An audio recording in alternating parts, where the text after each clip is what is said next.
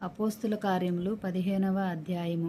కొందరు యూదయ నుండి వచ్చి, మీరు మోషే నియమించిన ఆచారం చొప్పున సున్నతి పొందితేనే గాని రక్షణ పొందలేరని సహోదరులకు బోధించిరి.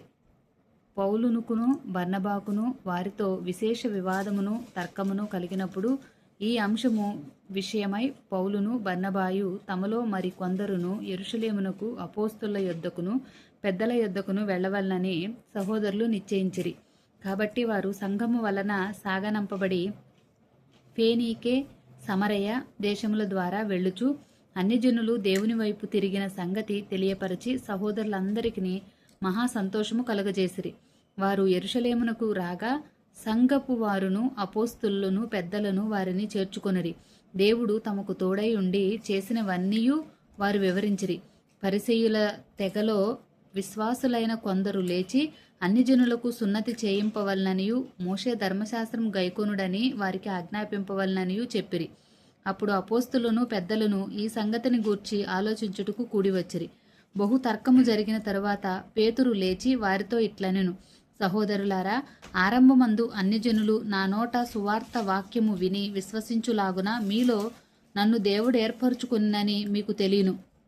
మరియు హృదయములను ఎరిగిన దేవుడు మనకు అనుగ్రహించినట్టుగానే వారికిని పరిశుద్ధాత్మను అనుగ్రహించి వారిని గూర్చి సాక్ష్యమిచ్చెను.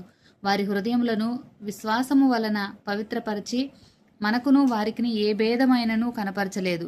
కనుక మన పితరులైనను మనమైనను మోయలేని కాడిని శిష్యుల మెడ మీద పెట్టి మీరెందుకు దేవుని శోధించుచున్నారు? ప్రభువైన యేసు కృపచేత మనము రక్షణ పొందుదుమని నమ్ముచున్నాము గదా, అలాగే వారును రక్షణ పొందుదురు అనెను. అంతటా ఆ సమూహమంతయు ఊరకుండి బర్నబాయు పౌలును తమ ద్వారా దేవుడు అన్యజనుల్లో చేసిన సూచక క్రియలను అద్భుతములను వివరించగా ఆలకించెను. వారు చాలించిన తరువాత యాకోబు ఇట్లనెను, సహోదరులారా, నా మాట ఆలకించుడి. అన్యజనుల్లో నుండి దేవుడు తన నామము కొరకు ఒక జనమును ఏర్పరచుకొనుటకు వారిని ఎలాగూ మొదట కటాక్షించునో సుమియోను వివరించి ఉన్నాడు. ఇందుకు ప్రవక్తల వాక్యములు సరిపడి ఉన్నవి. ఎట్లనగా, ఆ తరువాత నేను తిరిగి వచ్చేదను, మనుషుల్లో కడమవారును నా నామము ఎవరికి పెట్టబడినో ఆ సమస్తమైన అన్ని జనులను ప్రభువునకు వెదుకునట్లు పడిపోయిన దావీదు గుడారమును తిరిగి కట్టెదను, దాని పాడైన వాటిని తిరిగి కట్టి దాన్ని నిలువబెట్టేదనని అనాది కాలము నుండి ఈ సంగతులను తెలియపరిచిన ప్రభువు సెలవిచ్చుచున్నాడు అని వ్రాయబడి ఉన్నది. కాబట్టి అన్ని జనుల్లో నుండి దేవుని వైపు తిరుగుచున్న వారిని మనము కష్టపెట్టక విగ్రహ సంబంధమైన అపవిత్రతను, జారత్వమును, గొంతు పిసికి చంపిన దానిని, రక్తమును విసర్జించుటకు వారికి పత్రిక వ్రాసి పంపవలనని నా అభిప్రాయము. ఎలయనగా సమాజ మందిరములలో ప్రతి విశ్రాంతి దినమున మోషే లేఖనములు చదువుట వలన మునుపటి తరముల నుండి అతని నియమమును ప్రకటించువారు ప్రతి పట్టణంలో ఉన్నారని చెప్పెను. అప్పుడు సహోదరులో ముఖ్యులైన బర్సబా అను మారుపేరు గల యూదాను సీలను తమలో ఏర్పరచుకొని పౌలుతోనూ బర్నబాతోనూ అంతియొకయుకు పంపుట యుక్తమని అపోస్తలుకును పెద్దలకును సంఘమంతటికిని తోచెను. వీరు వ్రాసి వారి చేత పంపినదేమనగా, అపోస్తులను పెద్దలైన సహోదరులను అంతియొకయలోను సిరియలోను కిలికియలోను నివసించుచు అన్యజనులుగా నుండిన సహోదరులకు శుభము.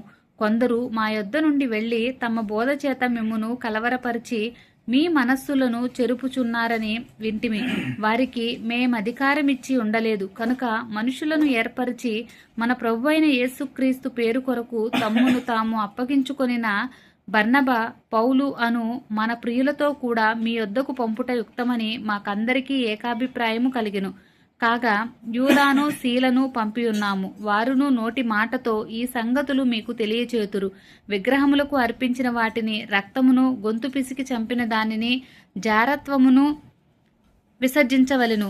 ఈ ఆవశ్యకమైన వాటికంటే ఎక్కువైన ఏ భారమును మీ మీద మోపకూడదని పరిశుద్ధాత్మకు మాకును తోచెను.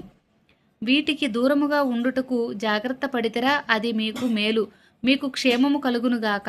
అంతట వారు సెలవు పుచ్చుకొని అంతియొకకు వచ్చి శిష్యులను సమకూర్చి ఆ పత్రిక ఇచ్చిరి. వారు దానిని చదువుకొని అందువలన ఆదరణ పొంది సంతోషించిరి. మరియు యూదాయు సీలయు కూడా ప్రవక్తలయుండి ఉండినందున పెక్కు మాటలతో సహోదరులను ఆదరించి స్థిరపరిచిరి.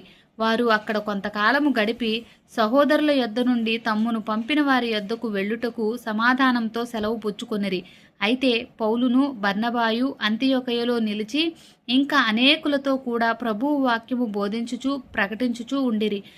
కొన్ని దినములైన తరువాత ఏ ఏ పట్టణములలో ప్రభువు వాక్యము ప్రచురితము అయినో ఆయా ప్రతి పట్టణంలో ఉన్న సహోదరుల యొద్దకు తిరిగి వెళ్ళి వారెలాగున్నారో మనము చూతుమని పౌలు బర్నబాతో అనెను.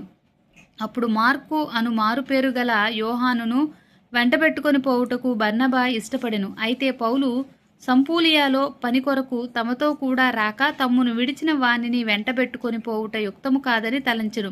వారిలో తీవ్రమైన వాదము కలిగినందున వారు ఒకరిని ఒకడు విడిచి వేరైపోయిరి. బర్నబా మార్కును వెంటబెట్టుకొని ఓడ ఎక్కి కుప్రకు వెళ్ళెను. పౌలు శీలను ఏర్పరచుకుని సహోదరుల చేత ప్రభువు కృపకు అప్పగింపబడిన వాడై బయలుదేరి సంఘములను స్థిరపరచుచు సిరియా కిలికియా దేశముల ద్వారా సంచారము చేయుచుండెను. ఆమేన్.